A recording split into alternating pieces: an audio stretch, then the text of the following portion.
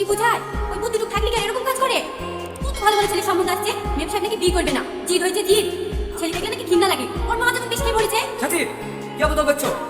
হ্যাঁ, আমি তো বলতে বলি কি এই বলতে না আমাদেরকে বিষ খেয়ে মরতে হবে, আমি আর পারছি না। তোমাকে কাউকে বিষ খেতে হবে না, আমি খাবো।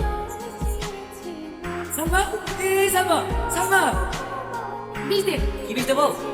না না, বিষ হবে না। হবে না মানে আমি কি টাকা দেবো না নাকি? বিষ দে। ওই দিন করে না চাচা, দেখছো না দেখিতে বাজি মনে হয়েছে। বিষটা কোন খাইতে ফেললে পুলিশে তখন তোমাকে ধরবে। আমিও তো তাই বলছি, এবার সে বিষ দেওয়া যাবে না। কি ব্যাপার, বাড়িতে ঝামেলা টাকা দেখছি নাকি? তোমার কথা কেন বলিনি? আমার টাকা দিয়ে আমি বিষ কিনবো, আর নাই গায়ে মাখি। তোমার টাকা কি? বাবা সাহস তো কম না। আপনি বিষ দেবে? না না, আমার কি মাথা খারাপ হয়ে গেছে নাকি যে তোমাকে বিষ দেবো? আজকাল খেলতে যাও না, বয়ফ্রেন্ডের সাথে কোনো কাজে কাজে হয়েছে, আর আপনি বিষ খেতে ধরে হয়েছে। না না দাদা, আমাকে করো।